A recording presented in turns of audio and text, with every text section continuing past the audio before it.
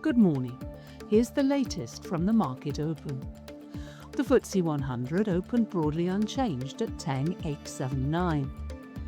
Across Europe, the Euronext 100 edged slightly higher by 0.04%, while Germany's DAX gained 0.64%.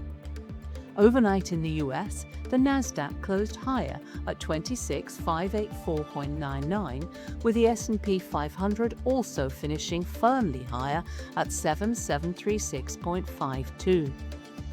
In company news, insurer Legal & General delivered strong first-half results, increased shareholder returns, and expanded its share buyback program following solid growth across its core businesses.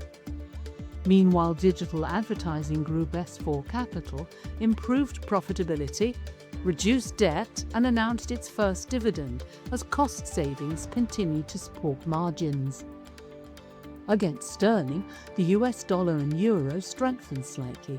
The Swiss franc and Australian dollar were broadly unchanged, the Japanese yen weakened, and Bitcoin edged lower. In commodities, copper and gold traded higher. Brent crude declined for a third session, while natural gas strengthened. That's your market open. I'm Fiona Craig. Have a great Wednesday.